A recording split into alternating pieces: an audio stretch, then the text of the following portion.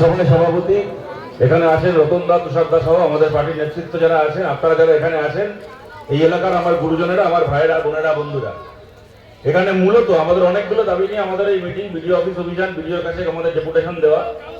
তার মধ্যে মূল যে বিষয়টা, ঠিক আছে, পরে পরে আমি তোমার পাঠিয়ে দেবো, পরে তুলে আমি তোমার পাঠিয়ে দেবো, পাঠিয়ে দেবো। তার মধ্যে মূল যে বিষয়টা, যে নাম এফআইআর এ বাদ পড়েছে,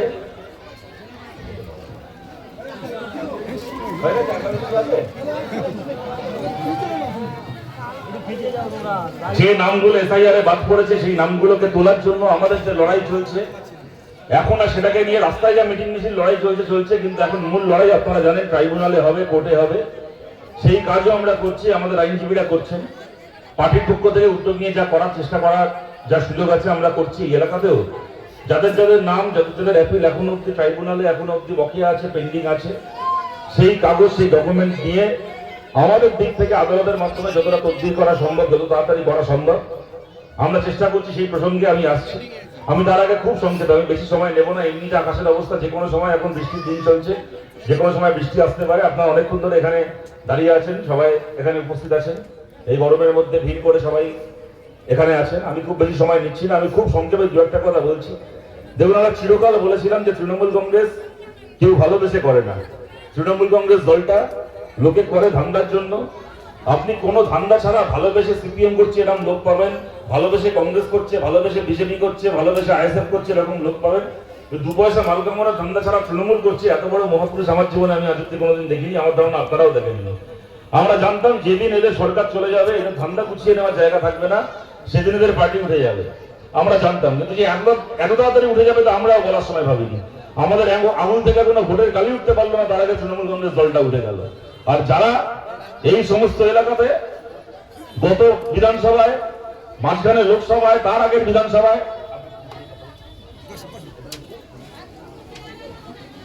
গত বিধানসভায়, তার আগের লোকসভায়, তার আগের লোকসভায় যারা যারা এখানে এসে বলেছিল যে সমস্ত মানুষ, বিশেষ করে সংখ্যালঘু মানুষ, মুসলমান মানুষ কোনো দিকে তাকাবে না, সবাই তৃণমূলকেই ভোট দেবে। কেন না, ভোট ভাগাভাগি হলে মুসলমানের ভোট তৃণমূল ছাড়া অন্য কোনো পার্টি পেলে নাকি বিজেপির সুবিধা হয়ে যাবে, বিজেপির লাভ হয়ে যাবে।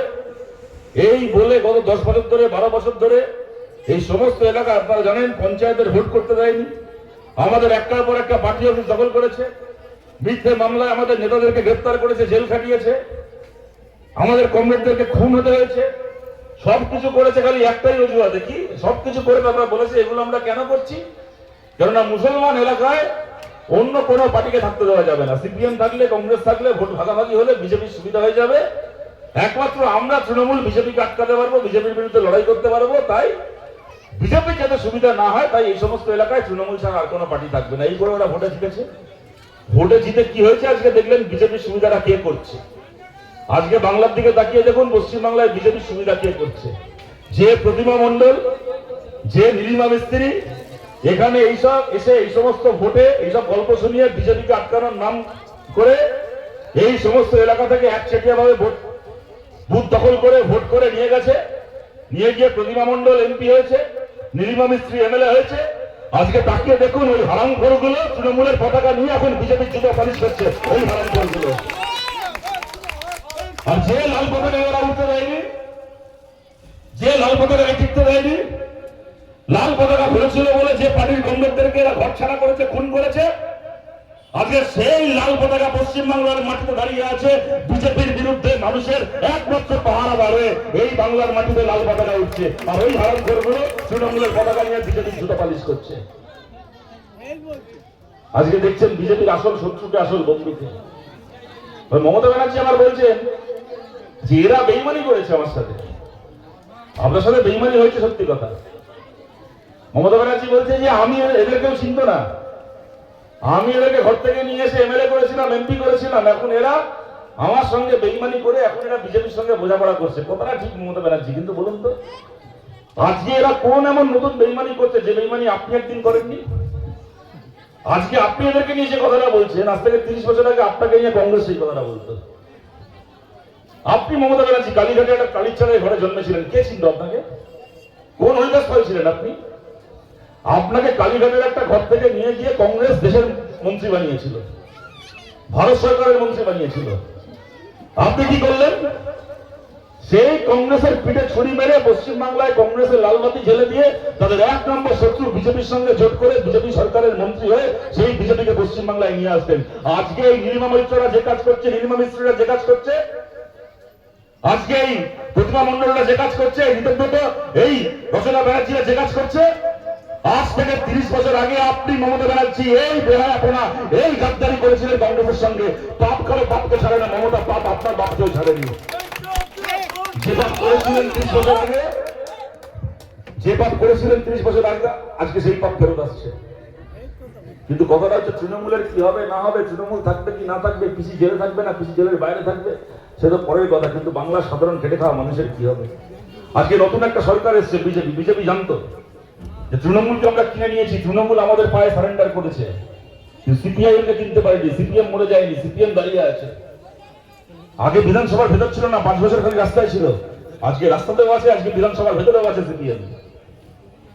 তাই কি করতে হবে? বুলডোজার না হলে পশ্চিমবাংলায় জেতার পরে গোটা বাংলায় এতগুলো এলাকা থাকতে বেছে বেছে তপসিয়াতে, কসবায় তপসিয়াতে প্রথম বুলডোজার পাঠালো বাড়ি ভাঙতে। কেন না জানে তপসিয়া এমন একটা এলাকা, ধর্মে মুসলমান মানুষ ওখানে বসবাস করে, 100 জনের মধ্যে 99 জন মানুষ ধর্মে মুসলমানের পাড়া। জানে আমরা যেখানে বুলডোজার পাঠাবো ওখানে সিপিএম যাবে রুখে দাঁড়াতে। বেছে বেছে তপসিয়ায় পাঠালো, যাতে আমরা ওখানে গেলাম, আটকালাম, সঙ্গে সঙ্গে গোটা রাজ্য জুড়ে প্রচারছে, দেখো সিপিএম মুসলমানের দালালি করছে, মুসলমান এলাকায় ঘর ভাঙা হচ্ছিল, সিপিএম চলে এসছে লাল পতাকা নিয়ে বুলডোজার আটকাতে।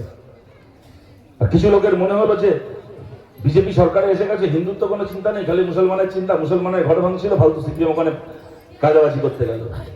কি হলো? রাত পোয়াতে পারলো না, তার আগে তপসিয়ার ওই বুলডোজার পৌঁছে গেল শিয়ালদায় গরিব হিন্দু হকারের দোকান ভাঙতে। ওই বুলডোজার পৌঁছে গেল হাবড়াতে গরিব হিন্দু হকারের বাড়ি, তার ঘর ভাঙতে, তার দোকান ভাঙতে। ওই বুলডোজার পৌঁছে গেল আমাদের ক্যানিং স্টেশনে, ওই বুলডোজার পৌঁছে গেল যাদবপুর স্টেশনে, ওই বুলডোজার পৌঁছে গেল কোচবিহারে হিন্দু রাজবংশী এলাকা। একটার পর একটা ঘর, এমনকি বাচ্চাদের স্কুল ভেঙে দিল ওই বুলডোজার দিয়ে। গোটা বাংলার গরিব মানুষ, সে হিন্দু হতে পারে, মুসলমান তো ছেড়ে দিন, বিজেপি তো মুসলমানের ঘোষিত শত্রু। বাংলার গরিব হিন্দু দেখলেন কি, যে ভোটের আগে আমি ছিলাম হিন্দু হিন্দু ভাই ভাই, ভোটের পরে আমি হয়ে গেলাম অবৈধ অনুপ্রবেশকারী, অবৈধ দখলদার। ভোটের আগে বাড়ি বাড়ি এই বাড়িগুলোতে হাত জোর করে গেছিল, এখন যেখানে বুলডোজার নিয়ে যাচ্ছে এই বাড়িগুলোতে বিজেপির নেতারা নামাবলী গায়ে দিয়ে গেছিল, এই বাড়িতে বিজেপির নেতারা হাত জোর করে গেছিল, কপালে তিলক কেটে গেছিল, ঠাকুরের ফুল নিয়ে গেছিল, গিয়ে বলেছিল তুমিও হিন্দু আমিও হিন্দু, হিন্দু ধর্মের নামে সবাই আমাদেরকে ভোট দাও, আমরা হিন্দুদের পার্টি, আমরা জিতলে বাবার দেওয়াল লিখেছে।